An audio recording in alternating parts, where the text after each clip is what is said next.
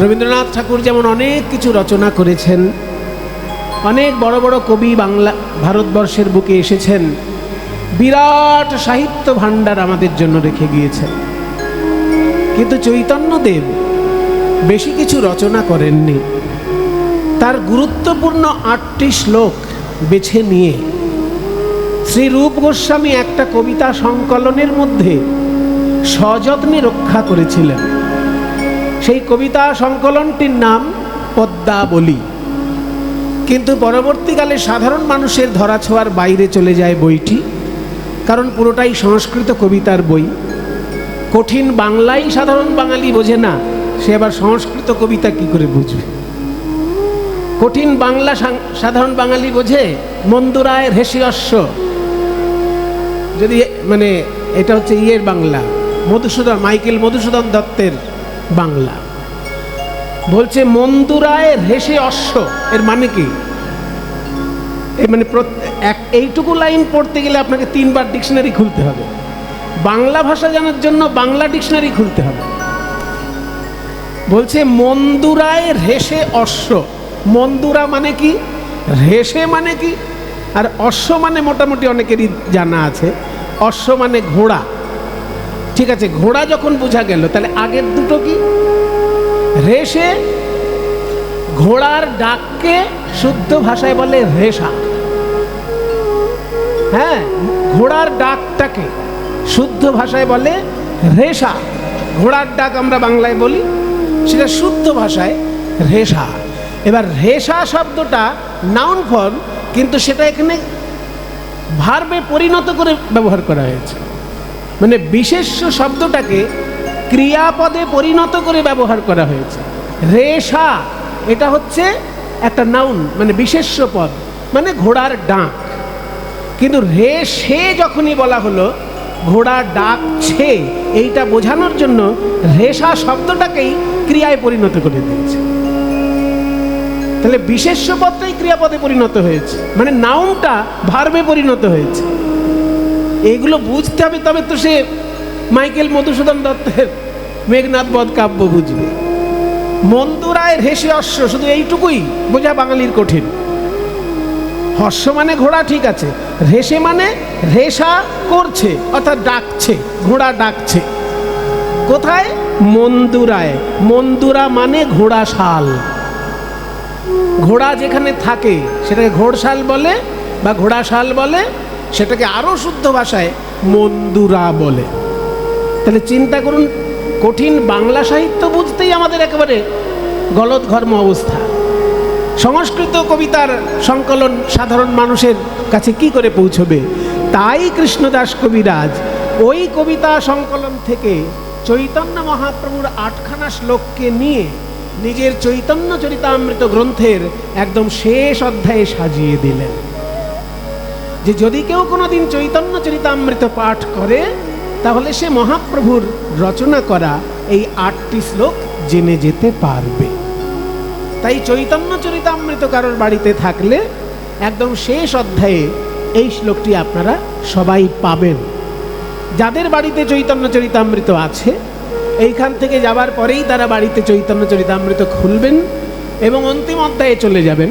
কারণ চৈতন্য চরিতামৃত খুব কঠিন বই, চট করে বোঝা যাবে না। চৈতন্য চরিতামৃত বোঝার আগে খাম 10 অন্যান্য সাধারণ বাংলা বই পড়ে নিতে হবে। যেমন গৌর পার্ষদ চরিতাবলী গৌড়ীয় মঠে কিনতে পাওয়া যায়। বাগবাজার গৌড়ীয় মঠে বেড়াতে যাবেন কখনো? গৌড়ীয় মঠে কিনতে পাওয়া যায় গৌর পার্ষদ চরিতাবলী, মানে চৈতন্য মহাপ্রভুর যারা পার্ষদ তাদের জীবনের কি কি ঘটনা, সেটা ওই বইটার মধ্যে সুন্দরভাবে সাজিয়ে লেখা আছে। এই রকম ধরনের খান 10 বই আগে পড়া থাকলে তবে চৈতন্য চরিতামৃত বুঝতে তার সুবিধা হবে। এই চৈতন্য চরিতামৃতের শেষ অধ্যায়ে যে 8টি শ্লোক মহাপ্রভু বলেছেন, তার মধ্যে একটা এখন আমি উল্লেখ করেছি।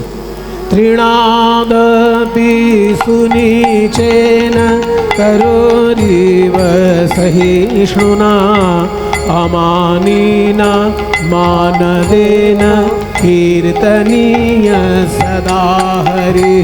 তৃণাদপি সুনিচেন তরণীব সহিষ্ণুনা অমানিনা মানদেন কীর্তনীয়া সদা হরি হরি ওম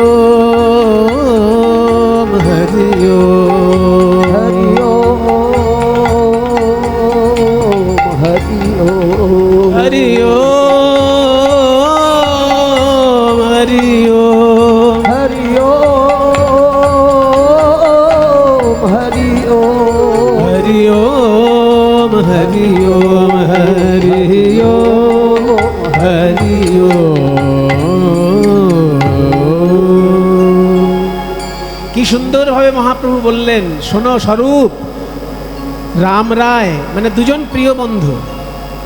মহাপ্রভুর তো অনেক বন্ধু আছেন, কিন্তু একসঙ্গে শেষ 18টা বছর যারা কাটিয়েছেন, একসঙ্গে অনেকগুলো বছর কাটিয়েছেন, এরকম বন্ধু মহাপ্রভুর একজনই আছে, তার নাম গদাধর। কারণ গদাধর নবদ্বীপ লীলাতেও মহাপ্রভুর সঙ্গে ছিলেন। আবার মহাপ্রভু যখন সন্ন্যাসী হয়ে চলে যান পুরীধামে, বাকি জীবনটা গদাধর মহাপ্রভুর জন্যই পুরীধামে কাটিয়েছেন। কাজেই গদাধর এমন একজন বন্ধু মহাপ্রভুর, যে নবদ্বীপ থেকে নীলাচল পর্যন্ত টানা 48টা বছরই তার সঙ্গে বন্ধুত্ব অটুট ছিল। কিন্তু পরবর্তীকালে যেহেতু গদাধর আলাদা একটি কৃষ্ণ সেবা নিয়ে পুরীধামে বাস করতেন, তাই গদাধরের কাছে গিয়ে খুব বেশি তত্ত্ব আলোচনা হয়েছে বলে জানা যায় না। গদাধর যখন ভাগবত পাঠ করতেন, মহাপ্রভু সেইখানে গিয়ে শ্রবণ করতেন, এইটা জানা যায়। কিন্তু মহাপ্রভু যখন রাধা ভাবে ডুবে গিয়ে বিভোর হয়ে থাকতেন, সেই সময় মহাপ্রভুকে যারা গান শোনাতেন আর শাস্ত্রের বাণী শোনাতেন, তারা হলেন দুজন। একজনের নাম স্বরূপ দামোদর আর একজনের নাম রামানন্দ রায়। স্বরূপ দামোদর কে না, চৈতন্য মহাপ্রভুরই ছোটবেলার বন্ধু। চৈতন্য মহাপ্রভু সন্ন্যাসী হবেন জানতে পেরে সে আগে সন্ন্যাসী হয়ে যায়। দেখুন কতখানি ভালোবাসা। এরকম শুনেছেন কোথাও কোনো বন্ধুর প্রতি এতটা টান, যে এক বন্ধু সন্ন্যাসী হবে জানতে পেরে আর এক বন্ধু আগেই সন্ন্যাসী হয়ে চলে গেছে, যে আমরা দুইজন বন্ধু সন্ন্যাসী হয়ে জীবন কাটিয়ে দেবো, কারোর কিছু বলার থাকবে না। এই জন্য নিমাই সন্ন্যাসী হবে জানতে পেরে আগেই যে সন্ন্যাসী হয়ে যায়, সে হলো স্বরূপ দামোদর। তিনি মহাপ্রভুর সঙ্গে, দেখতে পাচ্ছে না, শোনো এই সমস্যা দূর হবে না। হ্যাঁ হ্যাঁ ঠিক আছে, ঠিক আছে, করছি করছি। হ্যাঁ এবার ঘুরিয়েছি, নাও এই নাও, এবার ঠিক আছে। লে বাবা, সমস্যাই শেষ হয় না দক্ষিণ 24 পরগনায়। জয় গুরু।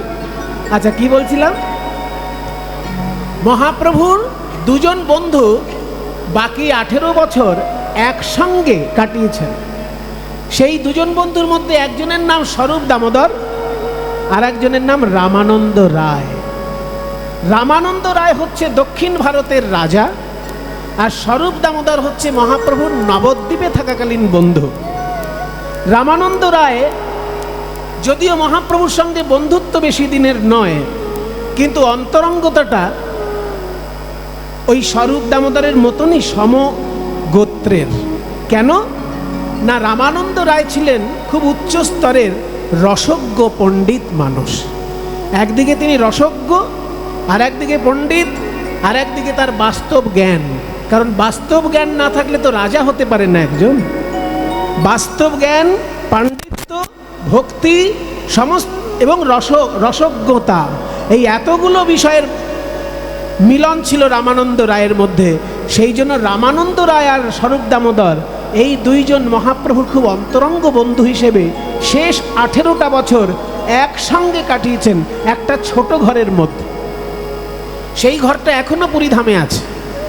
আপনারা যখন পুরীতে বেড়াতে যাবেন, রথ দেখার সঙ্গে কলা বেচাটাও সেরে নেবেন।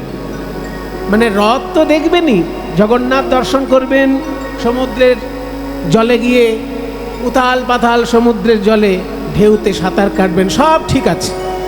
কিন্তু প্রধান লক্ষ্য থাকবে আপনার যেটা, জগন্নাথ দর্শন এবং চৈতন্য মহাপ্রভুর সেই ঘরটিতে প্রণাম করা, যে চৈতন্য মহাপ্রভু 24টা বছর যে ঘরে কাটিয়েছেন। লক্ষ লক্ষ বাঙালি আছে, পুরীধামে যায়, সমুদ্রের ধারে হাওয়া খেয়ে চলে আসে, জানেই না চৈতন্য মহাপ্রভু কোন ঘরটায় থাকতেন। আপনারা তো ভক্ত মানুষ, তাই আপনারা খোঁজ খবর রাখেন, কীর্তনের আসরে আসলে জানতে পারবেন যে মহাপ্রভু কোন জায়গাটায় থাকতেন। কিন্তু লক্ষ লক্ষ বাঙালি এমন আছে বাবা, প্রতি বছর ঘন ঘন পুরী যাচ্ছে শুধু সমুদ্রের ঠান্ডা হাওয়া খাওয়ার জন্য। মহাপ্রভু কোন জায়গাটায় থাকতেন এ নিয়ে কারোর মাথা ব্যথাই নেই। এইরকম বাঙালিকে বলা হবে হতভাগা বাঙালি, কারণ সে চৈতন্য মহাপ্রভুর লীলার কিছু জানতে পারল না। জীবনটা তার অসম্পূর্ণ বাঙালি জীবন। বাংলায় জন্মগ্রহণ করে, বাঙালি জাতিতে জন্মগ্রহণ করে, বিশেষ করে হিন্দু বাঙালি যদি হয়, সে মহাপ্রভুর লীলাভূমিতে গিয়ে শুধু সমুদ্রের ঠান্ডা হাওয়া খেয়ে আসবে। আরে বাবা, সমুদ্রের ঠান্ডা হাওয়া তো দীঘাতেও পাবে, ওখানে মহাপ্রভু পাবে। সমুদ্রের ঠান্ডা হাওয়া তো বোম্বেতেও পাবে, ওখানে মহাপ্রভু পাবে। সমুদ্রের ঠান্ডা হাওয়া তো চেন্নাইতেও সি বিচে গিয়ে পাবে, গোয়াতে গিয়ে পাবে। গোয়ায় শুধু মদ খাওয়া আর ঢলাঢলি। গোয়ায় আছেটা কি? গেলেই শুধু দেখবেন ভদ্রলোকের মদ খেয়ে ঢলাঢলি যদি দেখতে চান তাহলে গোয়ায় যেতে হবে। এমনি সাধারণ গরিব লোকের মদ খাওয়া ঢলাঢলি রাস্তাঘাটে দেখতে পাবেন, কিন্তু ভদ্রলোকের মদ খেয়ে ঢলাঢলি যদি দেখতে চান তাহলে গোয়ায় আপনাদের জীবনে একবার যেতে হবে। আরে সেখানে তো মদ খেয়ে ঢলাঢলি আছে, সমুদ্রের ধারে ঠান্ডা হাওয়া আছে, চৈতন্য মহাপ্রভু কোথায়? তোমার ভাগ্য ভালো যে তুমি বাংলায় জন্মগ্রহণ করেছো। যদি পুরীতে তুমি বেড়াতে যাও কখনো, অবশ্যই জগন্নাথ দর্শন করবে, প্রসাদ পাবে, কিন্তু চৈতন্যদেব যে ঘরটায় থাকতেন সেই ঘরটায় একবার গিয়ে অন্তত প্রণাম করবে। ঘরটা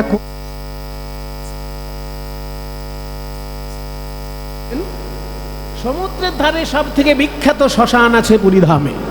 সেই শ্মশানটার নাম কি অনেকেই জানেন? হ্যাঁ, এই তো অনেকের মুখস্থ আছে, স্বর্গদ্বার। শ্মশানটার নামই স্বর্গদ্বার, এত সুন্দর নাম শ্মশানটির।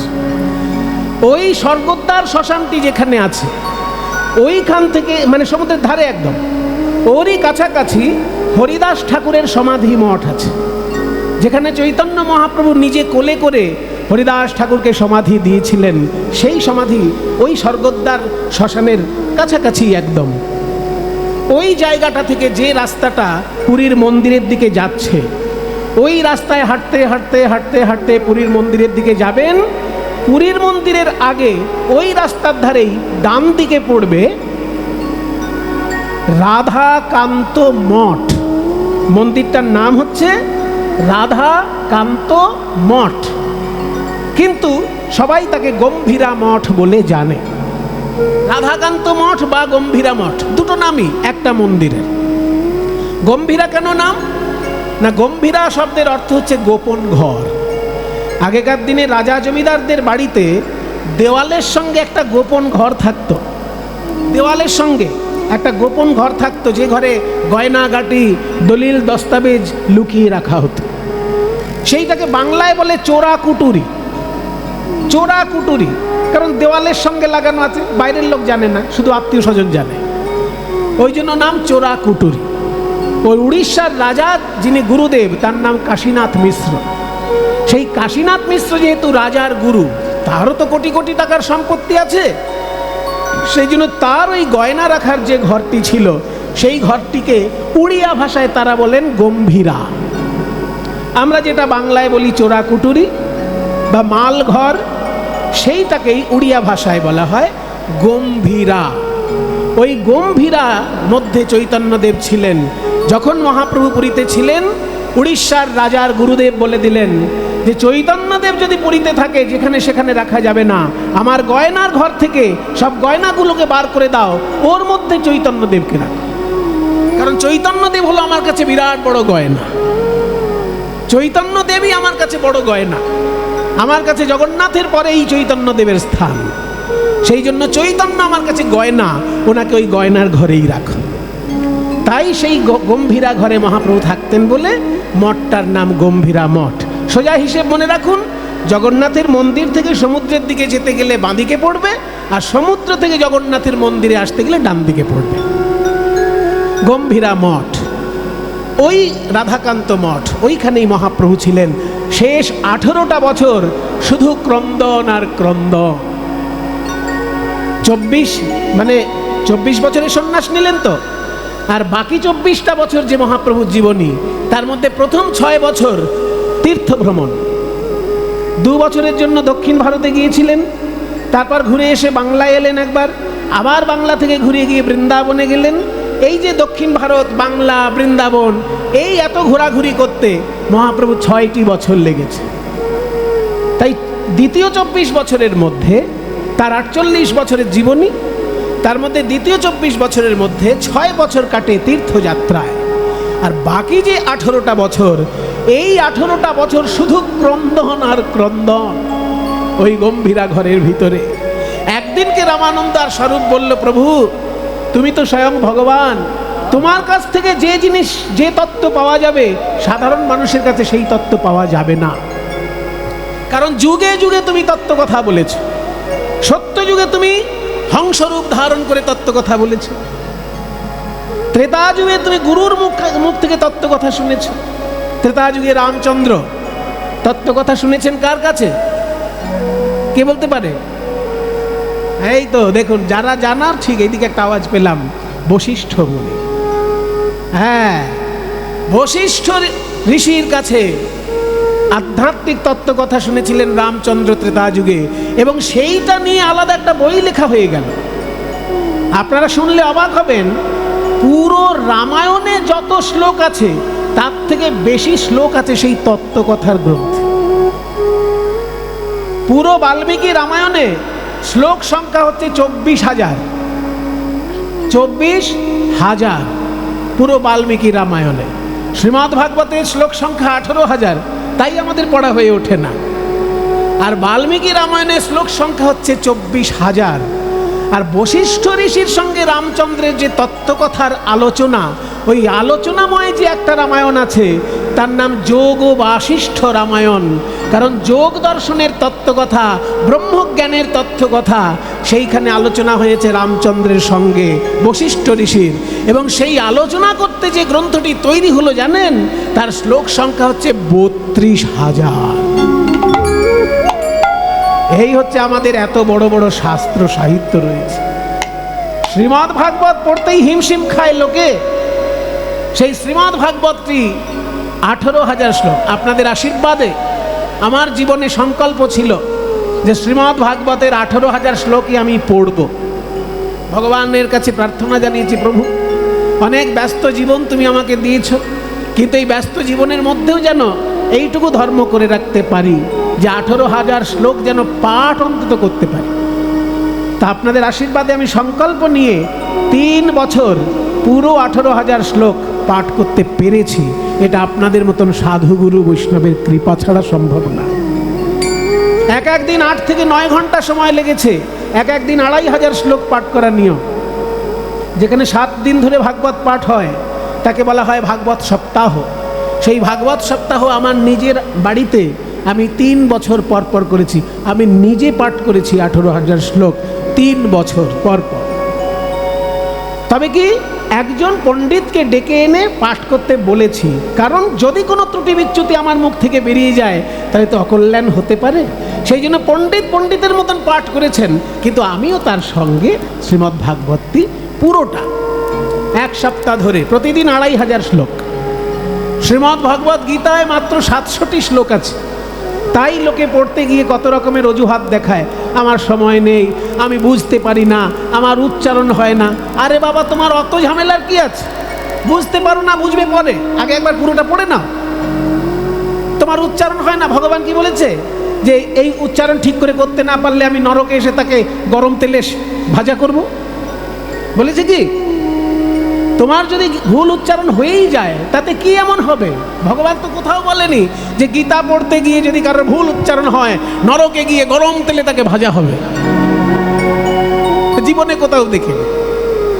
কাজে যখন পাপের সম্ভাবনা নেই তুমি কেন করবে না? উচ্চারণ নাই হোক, বুঝতে নাই পারো, শুধু ভগবানের বাণী মনে করে অন্তত জীবনে একবার, বছরে একবার হলে আরো ভালো, আর রোজ একবার হলে তো কথাই নেই, কিন্তু বছরে অন্তত একবার হলেও শ্রীমদ্ ভগবত গীতার 700টি শ্লোক প্রত্যেকটি মানুষের পড়া দরকার। মাত্র 700 শ্লোক সেখানে।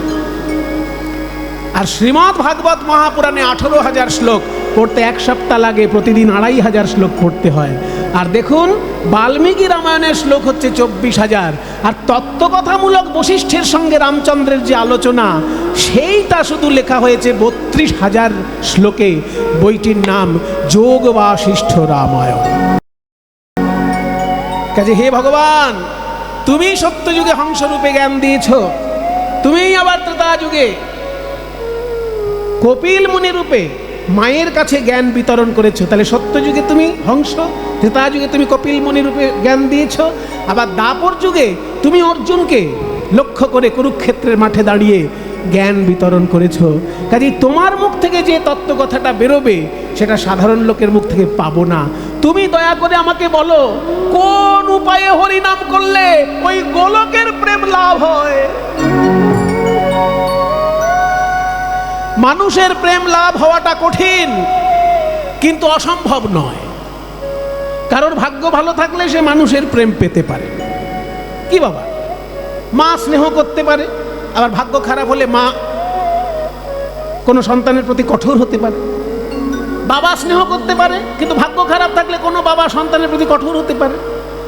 স্বামী ভালোবাসতে পারে, কিন্তু ভাগ্য খারাপ থাকলে স্বামী অত্যাচার করতে পারে। স্ত্রী ভালোবাসতে পারে, কিন্তু ভাগ্য খারাপ থাকলে স্ত্রীও প্রেমহীনা হতে পারে। কাজেই ভালোবাসা মানুষের মধ্যে পাওয়া সম্ভব যদি ভাগ্য ভালো থাকে এবং যদি নিজের দায়িত্ববোধটা ঠিক থাকে, তাহলে ভালোবাসাটা মানুষের মধ্যে পাওয়া সম্ভব। কিন্তু হাজার চেষ্টা করে গোলকের প্রেম চেষ্টা করে কেরামতি করে পাওয়া সম্ভব নয়। গৌর সুন্দর, তুমি স্বয়ং ভগবান, তুমি হলে রাধা কৃষ্ণের মিলিত তনু। তুমি দয়া করে বলো, কোন উপায়ে হরিনাম করলে ওই গোলকের প্রেম হৃদয়ে আসবে? সেই সময় চৈতন্য মহাপ্রভু এই শ্লোকটি বলেছিলেন। দেখুন বাংলায় কৃষ্ণদাস কবিরাজ বলছেন, যে প্রকারে নাম লইলে প্রেমের উদয় হয়, তাহার লক্ষণ শ্লোক শুনো স্বরূপ রাম রায়। তাই না? এবার পরিষ্কার হলো, যে প্রকারে নাম লইলে মানে যে উপায়ে হরিনাম করলে পরে প্রেমের উদয় হয়। এখানে প্রেম বলতে জাগতিক প্রেমের কথা বলা হচ্ছে না। জাগতিক প্রেম খুবই মূল্যবান, কারণ প্রেমহীন একটা মানুষের জীবন মানে যান্ত্রিক জীবন, প্রেমহীন একটা মানুষের জীবন মানে ভয়ঙ্কর কষ্টকর জীবন। কাজেই মানুষের মধ্যে বাস করে যদি মানুষের ভালোবাসা লাভ করেন, এ আপনার বহু ভাগ্যের ব্যাপার। কিন্তু তার থেকে আরো সৌভাগ্যের ব্যাপার যদি এই মনুষ্য জীবনে কেউ গোলকের প্রেম লাভ করে। সেই গোলকের প্রেম লাভ করতে গেলে ভগবানের নামটা ঠিক করে করতে হবে। কোন উপায়ে নাম করলে গোলকের প্রেম পাওয়া যাবে সেইটাই মহাপ্রভু বলেছেন এই শ্লোকে। ত্রিণাদপি সুনিচেন তরোরিব সহিষ্ণুনা অমানিনা মানদেন কীর্তনীয় সদা হরি। ত্রিনাদপি সুনিচেন তরোরিব সহিষ্ণুনা অমানিনা মানদেন কীর্তনীয় সদা হরি। হরি ওম হরি ওম হরি ওম হরি ওম হরি ওম হরি ওম হরি ওম হরি ওম হরি ওম হরি ওম হরি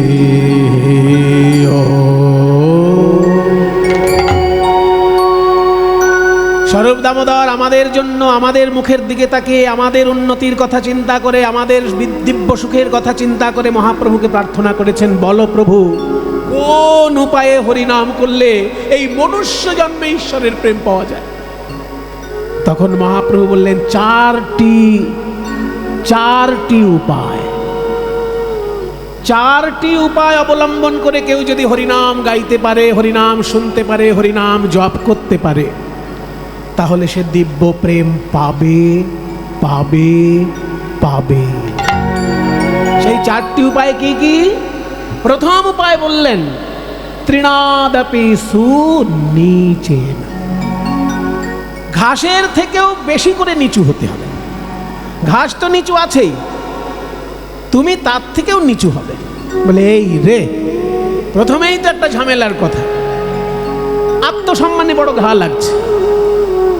আমি মানুষ, পৃথিবীর মধ্যে ভগবানের সব থেকে শ্রেষ্ঠ জীব আমি, মাথা উঁচু করে আমাকে দাঁড়িয়ে জীবনে এগিয়ে যেতে হবে।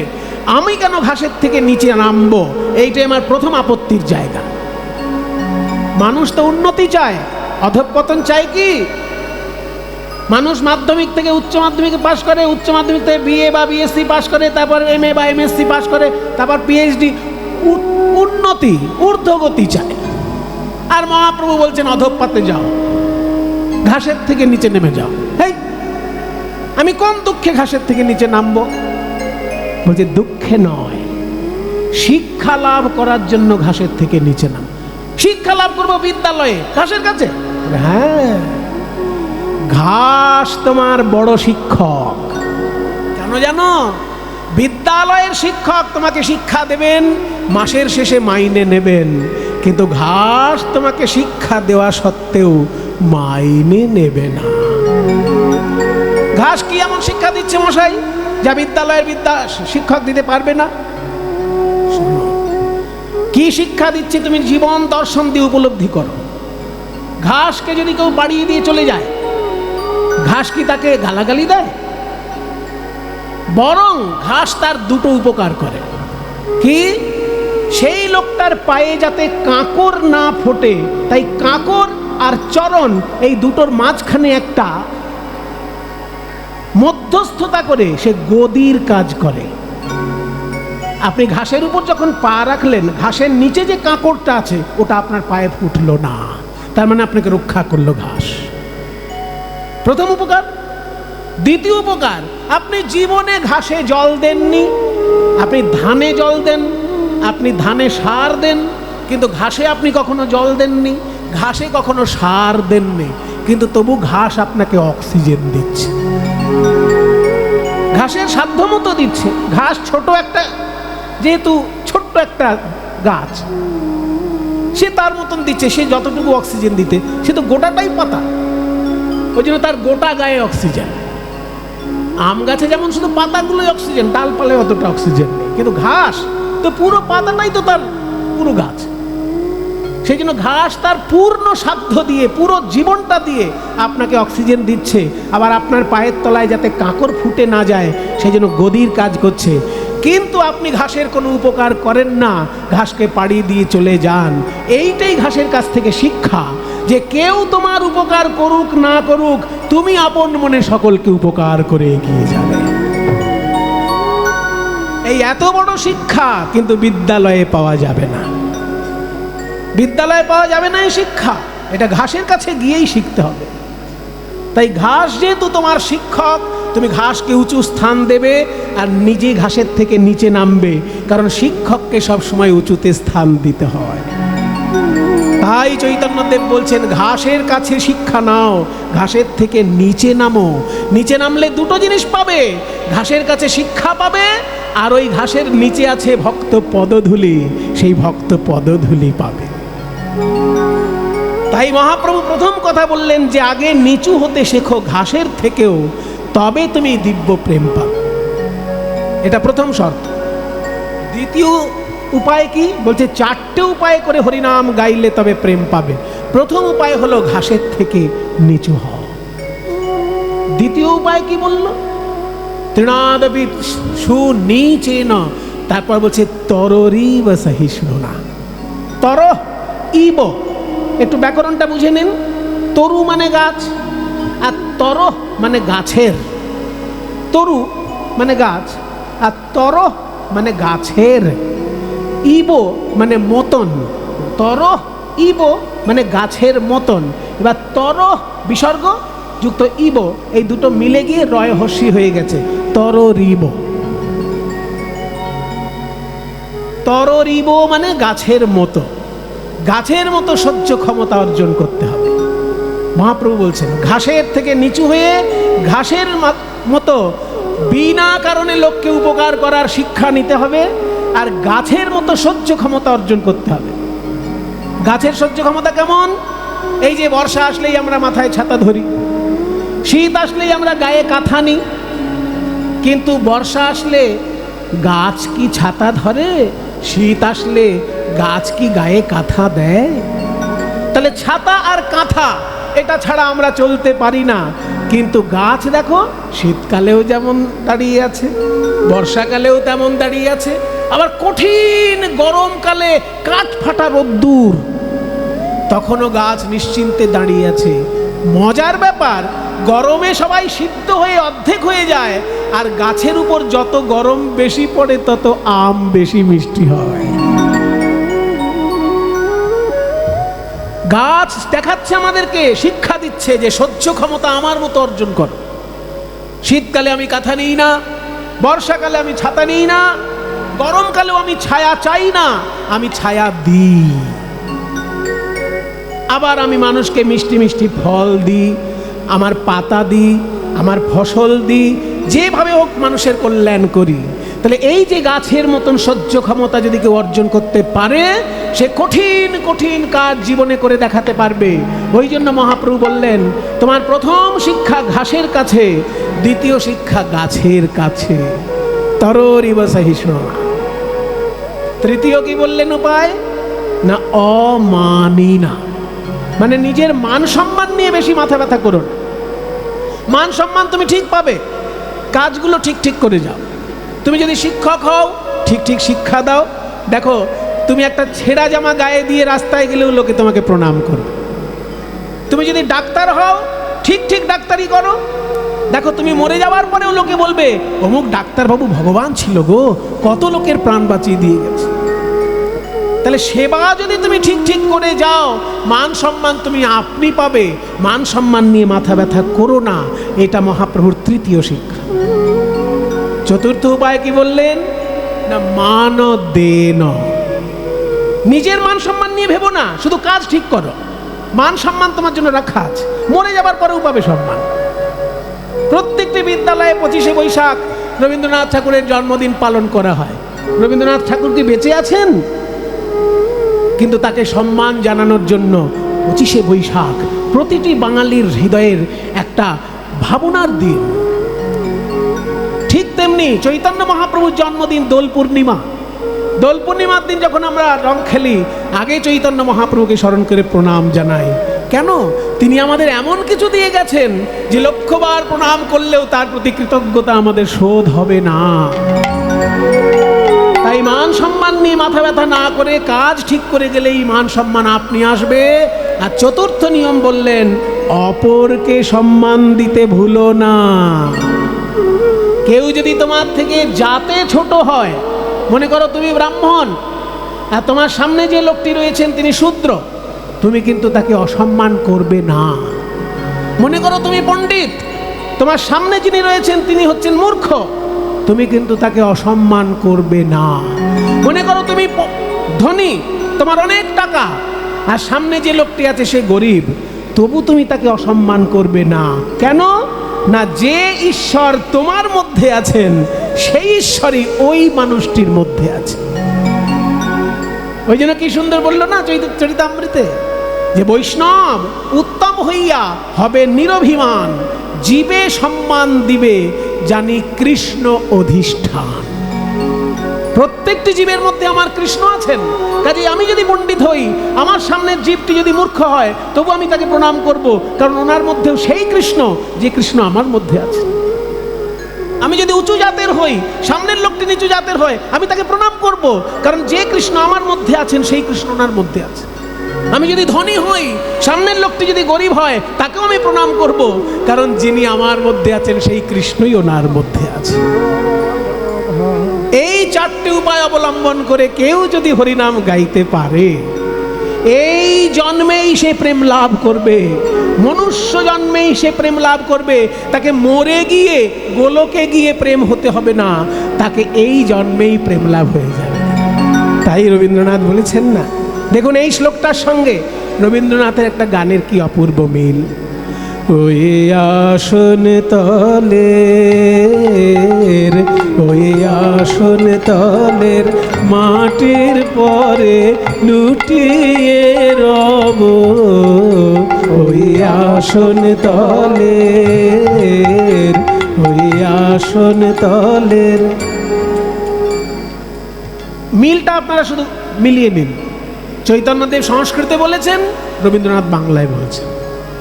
চৈতন্যদেব বলেছেন ত্রিনাদপি সুনিচেন, মহাপ্রভু বলছেন আসন তলের মাটির। উনি বলছেন ঘাসের থেকে নিচে, আর রবীন্দ্রনাথ বলছেন আসনের নিচে। ব্যাপারটা তো একই না? মহাপ্রভু বলছেন ঘাসের থেকে নিচে নেমে যাও, তাহলে ভক্ত পদধূলি পাবে। রবীন্দ্রনাথ বলছেন আসন তলের মাটির পরে, মানে ওই পদধূলা লুটিয়ে রব, তোমার চরণ ধুলায় ধুলায় ধূসর হব। কবে আমার সেই শুভ দিন আসবে যে ভক্ত পদধূলায় আমি স্নান করব? মান সম্মান, একটু আগে মহাপ্রভু বলেছেন যে বেশি মান সম্মান নিয়ে ভেবো না, তাহলে বড় হতে পারবে না। অপরকে সম্মান করতে ভুলো না, তাহলেই বড় হবে। রবীন্দ্রনাথ বলছেন যে আমাকে মান সম্মান যত দেবে তত আমি তোমার চরণ থেকে দূরে সরে যাব। ঠাকুর, আমাকে তুমি বেশি মান সম্মান দিয়ে যেন আমাকে ভুল পথে চালিত করো না। কেন আমায় মান দিয়ে আর দূরে রাখো? কথাগুলো শুধু শুনুন। কেন আমায় মান দিয়ে আর দূরে রাখো? মানে যে যত বেশি মান সম্মান পাবে সে তত ভগবানের চরণ থেকে দূরে যাবে না? সে তো প্রণাম করতে ভুলে যাবে। যে বেশি মান সম্মান পাবে সে প্রণাম করতে ভুলে যাবে না? তাই রবীন্দ্রনাথ বলছেন মান সম্মান দাও, কিন্তু এমন বেশি দিও না যে তোমার চরণ থেকে আমি দূরে সরে গেলাম। কেন আমায় মান দিয়ে আর দূরে রাখো চিরজনম, ওহে চিরজনম এমন করে ভুলিও না কো। আমাকে যেন সারা জীবন ভুলিয়ে রেখো না মান সম্মান দিয়ে। মান সম্মান দিয়ে আমায় ভুলিয়ে রেখো না। ভক্তের পদধূলা যেন আমি মাখতে পারি, তোমার চরণতলে যেন আমি প্রণাম করতে পারি। হ্যাঁ, মাঝে মাঝে অসম্মান দিও, তাহলে আমি তোমাকে বেশি করে প্রণাম করতে পারবো। দেখবেন অসম্মান হলে আমরা করি না ঠাকুরকে প্রণাম, ঠাকুর কেন আমার অসম্মান হলো, কেন আমার অসম্মান হলো, বারবার প্রণাম করি। কাজে অসম্মান যদি কখনো কখনো দাও তাহলে আমারই লাভ, তোমার চরণে আমি বেশি করে প্রণাম করতে পারবো। অসম্মানে আনো টেনে পায়ে তব, অসম্মানে আনো টেনে পায়ে তব, তোমার চরণ ধুলায় ধুলায় ধূসর হব, ওই আসন তলে। মায়ের একটু উলুধ্বনি দাও। আসন তলে মাটির পরে লুটিয়ে রব,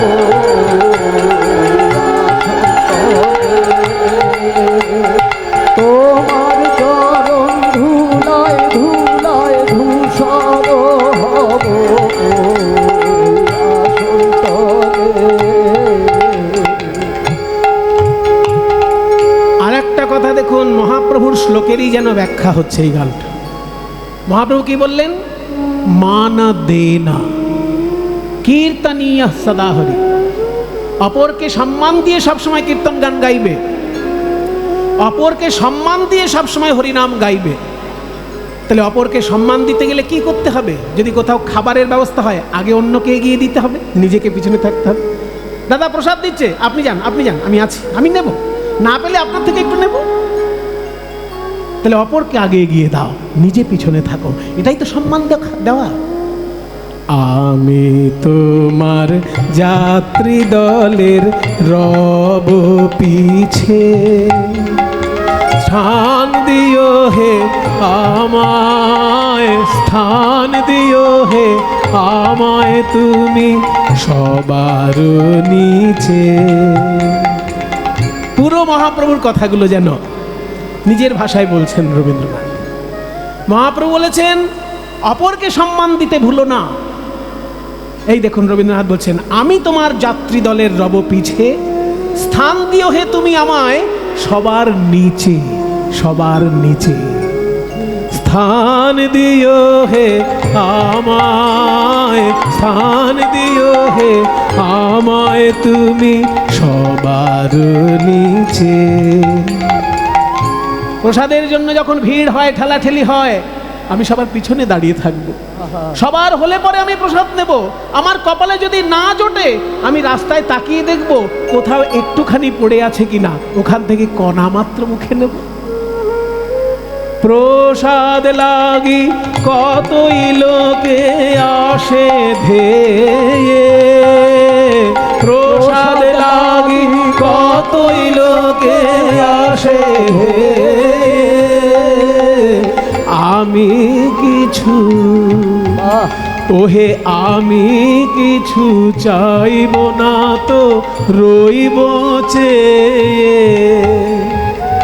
আমি কিছু চাইব না তো রইব চেয়ে। সবার শেষে,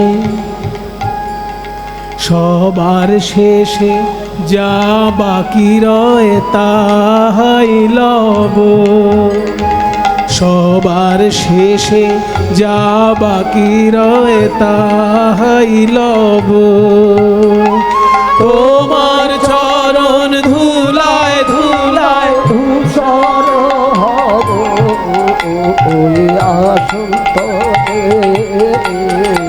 ওই আসন তলে মাটির পরে লুটিয়ে রব ওই আসন তলে। আপনারা অনেক কষ্ট করে ছুটে এসেছেন, বহু দূর দূর থেকে ছুটে এসেছেন। এইখানকার ছেলেরা, দাদারা সবাই কীর্তনের যে ব্যবস্থা করেছেন, তাদেরকে সবাই মিলে পূর্ণ সহযোগিতা করুন। ওনারা ভিক্ষার আঁচল নিয়ে আপনাদের কাছে যাচ্ছে। এই মন্দিরের ঠাকুরের সেবায় এবং কীর্তন সেবায় আপনারা প্রাণ ভরে দান করে সহযোগিতা করবেন। ওনারা যাচ্ছেন আপনাদের কাছে আঁচল নিয়ে, যে যেমন পারবেন প্রাণ ভরে গৌর গোবিন্দ সেবার জন্য আপনারা দান করবেন। নিতাই গৌর প্রেমানন্দে হরি বল। তাহলে একটা জিনিস আমাদের কাছে পরিষ্কার হলো যে মহাপ্রভু বলছেন, চারটে উপায় অবলম্বন করে কেউ যদি ভগবানের নাম করে, এই জন্মেই সে কৃষ্ণ নাম, কৃষ্ণ প্রেম পাবে। হরি নাম বলো ভাই, হরি নাম বলো ভাই, হরি নাম বলো ভাই, হরি নাম বলো ভাই, হরি নাম বলো ভাই, হরি নাম বলো ভাই, হরি নাম বলো ভাই, হরি নাম বলো ভাই, কৃষ্ণ নাম বলো ভাই, হরি নাম বলো ভাই, নাম বলো ভাই, হরি বল, নাম বলো হরি বল, নাম বলো হরি বল, নাম বলো ভাই, কৃষ্ণ নাম বলো ভাই, হরি নাম বলো ভাই, নাম বলো ভাই, হরি নাম বলো ভাই, নাম বলো ভাই, হরি নাম বলো ভাই, হরি নাম বলো ভাই, কৃষ্ণ নাম বলো ভাই, হরি নাম, হরি নাম, হরি নাম বলো ভাই, হরি নাম, হরি নাম, হরি নাম বলো ভাই, কৃষ্ণ নাম বলো ভাই, হরি নাম বলো ভাই, তাই গৌর হরি বল। বলো ভাই, হরি নাম বলো ভাই, হরি নাম বলো ভাই। একটা জিনিস খেয়াল করুন, আমি অনেকক্ষণ ধরে একটা গান গাইছি, কিন্তু একটা লাইন বারবার গাইছি, নাম নাম নাম নাম, কিন্তু একটা লাইন বারবার বললেও তার মানেগুলো অনেক। বলি আগে তো নাম, আগে তো নাম, আগে তো নাম, তো নাম, আগে তো নাম, ওরে নাম নাম, তুই নাম নাম, আগে তো নাম, আগে তো নাম, নাম নাম নাম নাম, আগে তো নাম, আগে তো নাম, আগে ওরে তো বলবি মধুর হরি নাম, নাম নাম, আগে তো নাম, ও তুই পরে বলবি মধুর হরি নাম, আগে তো নাম, আগে তো নাম। জয় নিতাই। এত সুন্দর একটি শ্রীমদ্ ভগবদ্ গীতা দান করলেন। মূল শ্লোকের সম্পূর্ণ ভাবার্থ সম্বলিত লেখা আছে।